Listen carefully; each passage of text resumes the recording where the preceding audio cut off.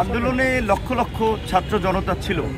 আজকে দুজন ছাত্রের জানাজা ছিল, সেখানে কিন্তু 5 শতাধিক লোকও হয় নাই। তো কাজেই এত তাড়াতাড়ি যদি আমরা এই শহীদদের ভুলে যাই এখানে, তাহলে তো আমরা অকৃতজ্ঞ জাতিতে পরিণত হব। মানুষগুলো জীবন দিয়ে আমাদের জন্য দ্বিতীয় স্বাধীনতা এনে দিয়েছে, আমরা মুক্তি পেয়েছি। মুক্তি পাওয়ার পর আমরা ঠিক যে ছাত্ররা আন্দোলনের নেতৃত্ব দিয়েছে, ছাত্রদেরকে সমস্ত রাজনৈতিক দল, বিভিন্ন সামাজিক সংগঠন বলেন, পেশাজীবী সংগঠন বলেন, সবাই আনকন্ডিশনাল সমর্থন দিয়েছে, সহযোগিতা করেছে, যার ফলেই কিন্তু এই গণ বিপ্লব বা গণ অভ্যুত্থান সম্ভব হয়েছে। এখন এদেশের সাধারণ মানুষ তাদের যে প্রত্যাশা, আমরা দেখেছি 71-এ 90-এও, আপনার 71-এ দেশ স্বাধীন কিংবা 90-এ স্বৈরাচার এরশাদের পতনের পরেও সে সময় ছাত্রদের কন্ট্রিবিউশনকে খুব প্রশংসা করা হলেও পরবর্তীতে ছাত্র কিংবা তরুণদের কোনো অংশগ্রহণ রাষ্ট্র পরিচালনায় প্রতিনিধিত্ব ছিল না।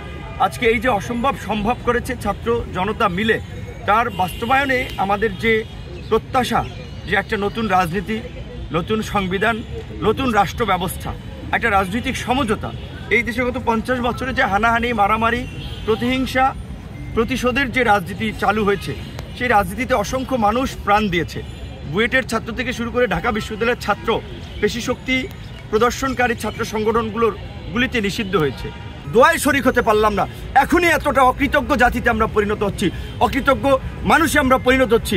তাহলে 2-4 দিন পরের পরিবারের কেউ খোঁজখবর রাখবে, মনে রাখবে, খোঁজ রাখবে?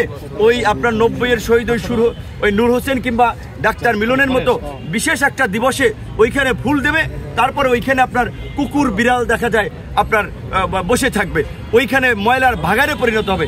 এইটা যেন এই বিপ্লবোত্তর, এই দ্বিতীয় গণ অভ্যুত্থানের শহীদদের প্রতি এই অবমূল্যায়ন এবং অবহেলা যেন না করা হয়। এই জন্য রাজনৈতিক দলগুলোকে কমিটমেন্ট করতে হবে, রাজনৈতিক দলগুলোকে ঐক্যবদ্ধ হতে হবে। কারণ ছাত্ররা এখন আজকে থেকে ক্লাস খুলেছে, ছাত্ররা ক্লাসে ফিরে যাচ্ছে, ছাত্ররা তাদের টিউশনিতে, পার্ট টাইম চাকরিতে, স্বাভাবিক কার্যক্রমে ফিরে যাবে।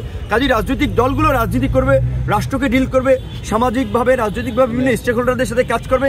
তাদেরকে এই কমিটমেন্টটা আপনার আসতে হবে এবং আমরা এইটার উদ্যোগ নেব অনতিবিলম্বে। সকল রাজনৈতিক দল যেন এই কমিটমেন্টে আসে জুলাইকে আপনার জাতীয় শোকের মাস ঘোষণা করে, আগস্টকে জাতীয় বিপ্লবের মাস ঘোষণা করে এই শহীদদেরকে যেন স্মরণ করা হয়, এই শহীদদের পরিবারের যেন আপনার দায়িত্ব নেওয়া হয়।